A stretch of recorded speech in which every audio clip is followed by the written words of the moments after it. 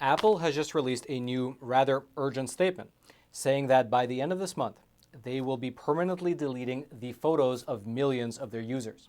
Specifically, in this statement, they wrote that on July 26th, which just for your reference is the Wednesday of next week, all photos within the folder called My Photo Stream will be deleted.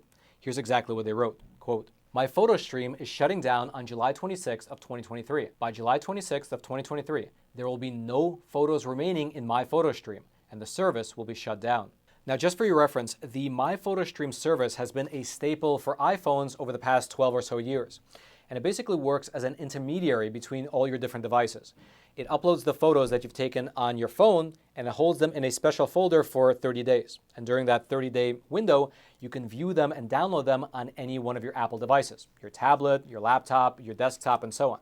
However, all those photos will now be deleted on July 26th because Apple is phasing out the service. And so you really want to make sure that you check this folder on your phone and your computer and download all the photos that you have in the My Photo Stream folder in order to make sure that you don't lose them.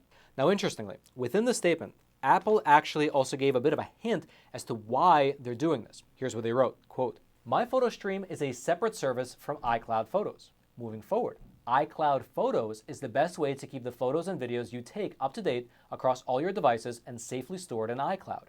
If you already have iCloud Photos enabled on all of your devices, you don't need to do anything else. Your photos are already uploaded and stored in iCloud." And so, essentially, it looks like Apple is trying to funnel all their customers into using the iCloud storage. Makes sense. However, you might look at the situation and say, wait a minute, how safe are my photos on the Apple iCloud? Do they have the capability to scan my photos whenever they like? And the answer to that question is technically yes, they do have that capability. Because you see, about a year and a half ago, Apple released a detailed plan about how they were going to scan the photos of every single iPhone user within the United States. Now, at the time, they justified this program of theirs by saying that it was necessary in order to combat child abuse imagery. Now, obviously, this sort of a plan has both a positive and a negative aspect to it. Because while on the one hand, I think most people can agree that it is a real positive to rein in child exploitation. But on the other hand, almost as soon as this proposal was made public, security experts across the political spectrum, they said that this plan could allow Apple to essentially run surveillance on tens of millions of people for reasons completely unrelated to child exploitation. And interestingly enough, in their official statement, well, Apple actually tried to preempt all these different privacy concerns by writing this, quote, "This innovative new technology allows Apple to provide valuable and actionable information to the National Center for Missing and Exploited Children and law enforcement regarding the proliferation of known child sexual abuse material. And it does so while providing significant privacy benefits over existing techniques, since Apple only learns about users' photos if they have a collection of known child sexual abuse material in their iCloud Photos account. Even in these cases, Apple only learns about images that match known child sexual abuse material." According to this statement from Apple, the way that this system was supposed to work is that the AI that Apple developed would scan all phones in the country for these types of photos. And then those images would be matched against a known database of illegal images. Then, if the system found that a certain number of these types of images were in your possession, some Apple employee would come in and review them. And if they were deemed to in fact be illegal, they would then be reported to the National Center for Missing and Exploited Children. That was at least the general plan. They developed an AI crawler to go through the iCloud photos of tens of millions of people in order to look for these illegal images. However, as soon as this plan was made public, you had both security as well as privacy experts, again, of all political stripes, begin to voice their concerns, saying that while this was a good effort to combat child abuse, well, this type of a program could be an authoritarian government's best tool for silencing political dissent. As just one example of this criticism, Mr. Matthew Green, who is both a cryptographer as well as a professor over at Johns Hopkins, he wrote this on the matter, quote, "This sort of tool can be a boon for finding child sexual abuse imagery in people's phones, but imagine what it could do in the hands of an authoritarian government." And then right below that, he linked to an article from the New York Times that was titled this, "Censorship, Surveillance, and Profits, a Hard Bargain for Apple and China." And then the subhead is, "Apple built the world's most valuable business on top of China. Now it has to answer to the Chinese government." Then here is a brief excerpt from that article. And this part, it's describing a newly built data center in China's southwest. Quote, "Inside, Apple was preparing to store the personal data of its Chinese customers on computer servers run by a state-owned Chinese firm. Tim Cook, Apple's chief executive, has said the data is safe. But at the data center in Guiyang, which Apple hoped would be completed by next month, and another in the Inner Mongolia region, Apple has largely ceded control to the Chinese government. Chinese state employees physically manage the computers. Apple abandoned the encryption technology it used elsewhere after China would not allow it. And the digital keys that unlock information on those computers are stored in the data centers they're meant to secure. And to be frank, as bad as all that sounds, this article only detailed a small portion of Apple's capitulation to the Chinese regime. For instance, within China, besides hosting their data on these local government-run servers, well, in 2015, Apple shut off its news app within China's borders. In 2017, they removed Voice of America from the Chinese version of the App Store. And then, also in 2017, they began restricting the emoji of the Taiwan flag, and so people were no longer able to send it to one another. Then, in 2018, Apple went one step further, and they actually restricted Chinese iPhone users from even being able to text the word Taiwan to one another. Doing so, if someone tried to text the word Taiwan, well, it would actually automatically crash their phone. Then, also in 2018, Apple removed VPNs from their App Store so that iPhone users wouldn't be able to jump over the Great Firewall of China and access the free internet. In 2019, they removed the music from the iTunes platform of several different artists who dared to mention the Tiananmen Square massacre. In 2020, they removed the Jehovah's Witness app in China. In 2021, they removed the Bible app from the Chinese App Store. And then, just last year, in 2022, after a giant anti-government protest, well, Apple released an update to their phones, which limited the AirDrop function of their iPhones in China. And really think about that for a moment. People were using the AirDrop function on their iPhone to spread messages between each other while protesting against the Chinese Communist government.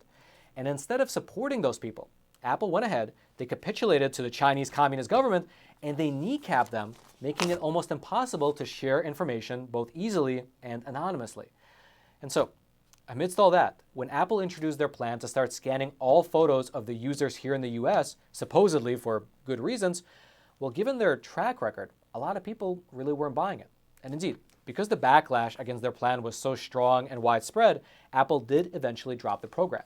They released another statement, this one right here, saying that they will not be scanning the photos of every single iPhone user within the US. And then is it raining money? Or rather, I should say that this is fake money being printed into oblivion by those geniuses over in Washington, D.C. And so before they completely obliterate your life savings, what I recommend you do is to convert that fake money into real money, which is physical gold and silver.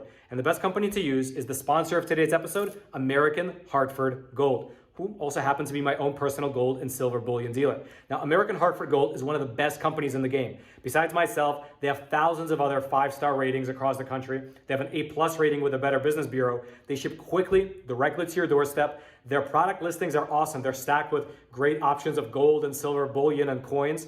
And best of all, they have amazing customer service. When you pick up the phone and call them, you feel good because not only do they have friendly staff, but they're a patriotic company that actually sponsors a program like ours, so you feel good knowing you support a company that supports the truth getting out into the wider American audience. And so calling them up is a no-brainer.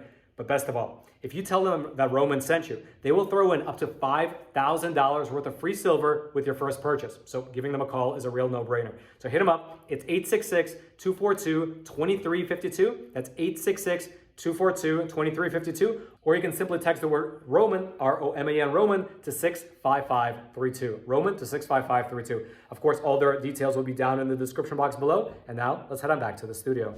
However, from this whole episode, there are a few key takeaways, at least in my opinion. 1, Apple is removing their My Photo Stream service and pushing all their users to adopt the iCloud photo service.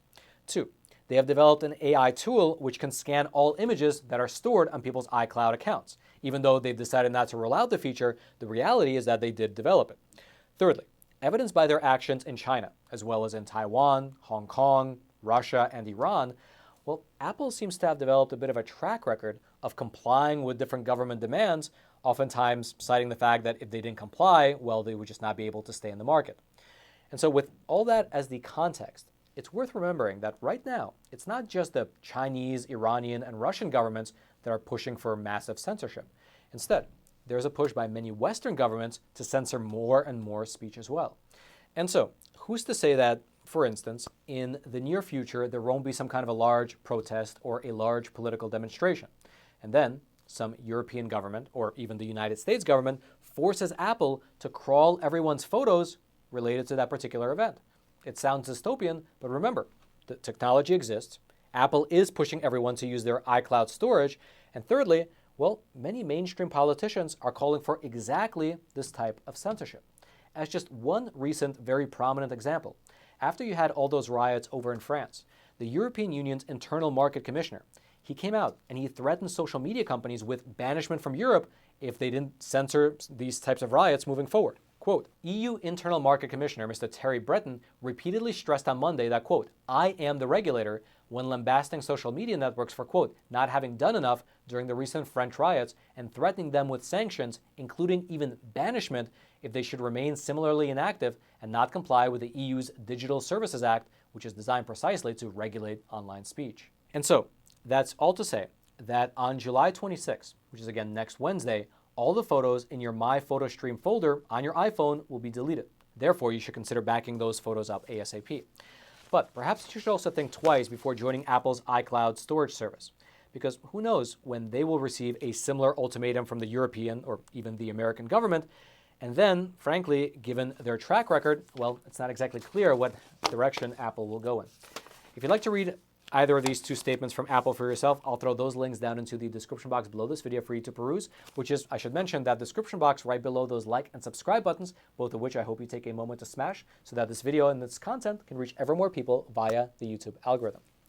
And now, lastly, on a slightly different topic, I'd like to mention that over on EpochTV, which is our awesome no censorship video platform, I recently published a super spicy episode detailing the current state of edible mRNA vaccines, the research behind them, as well as the push to get them into our food supply, which is a lot more advanced than you might have realized.